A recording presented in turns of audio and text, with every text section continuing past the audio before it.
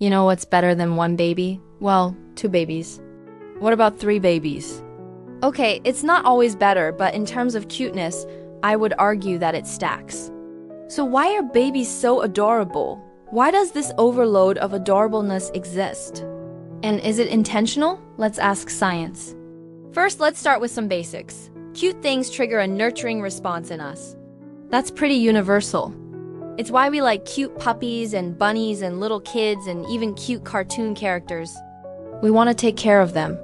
We feel compelled to help, protect, and love them. This is called the kind instinct. And if we didn't have it, well, none of us would be here. The survival of our species would be pretty much toast, but we do have it. So all of human history has been basically one long ode to the kind instinct. Fairy tales about magical creatures usually include children. Stories about lost princesses stuck in towers involve children. Come to think of it, almost every story ever told that's made into a movie is about kids somehow. There was probably an evolutionary reason for that too, but I'm no literary critic. I'll leave that to the actual experts. Anyway, there are lots of things that trigger the kin selection in us, like vulnerability, helplessness, and dependency. But really, it all comes down to one sense: sight. I mean, you can hear a baby crying and feel a surge of emotion, but it's seeing that tiny face that really makes your heart melt.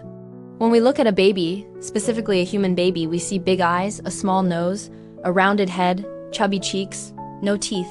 All these features make a baby undeniably cute, but there's something else.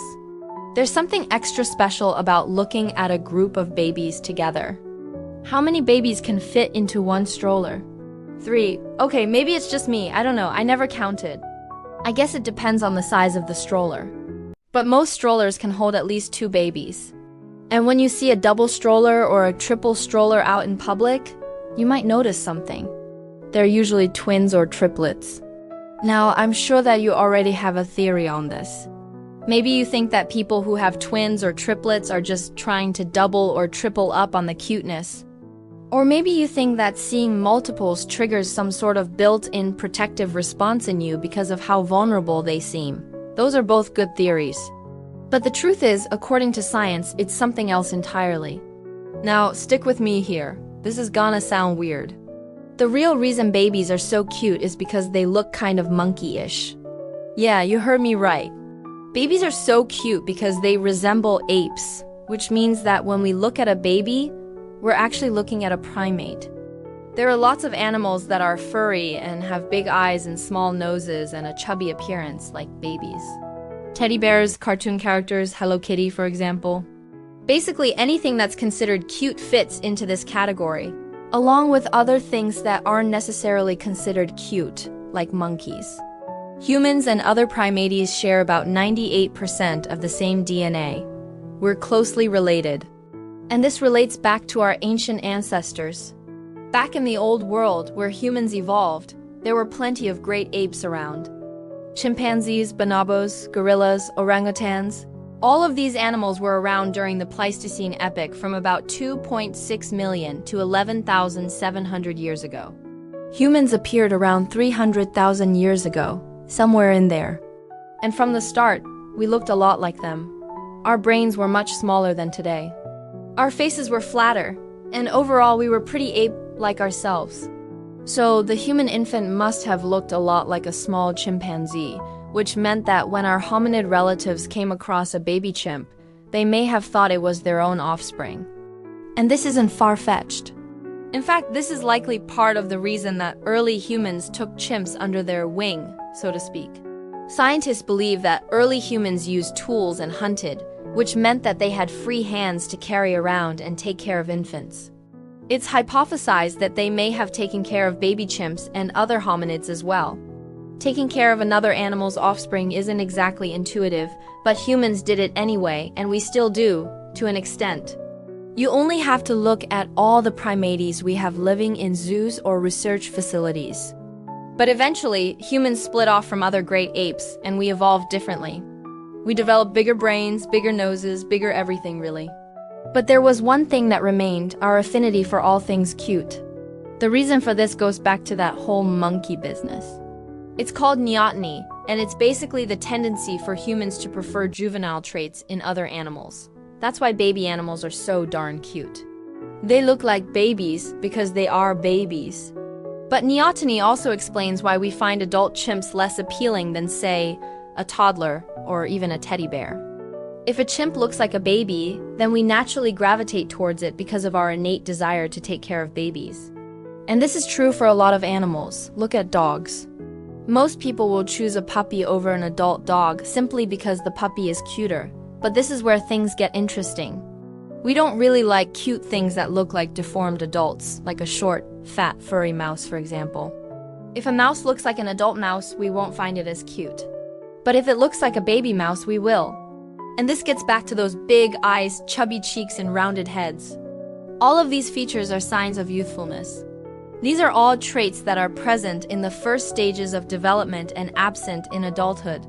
Of course, as a mouse ages, it'll lose its youthfulness and its cuteness. As we lose our baby fat and grow taller and thinner, we also lose some of our cuteness. But humans are unique in that we tend to hold on to these traits longer than other animals. We also develop new ones. Babies have disproportionately large heads and small bodies. They can't walk, talk, or really do anything. They're totally dependent on others. And that cuteness compels us to take care of them. But that doesn't explain the double or triple cuteness overload.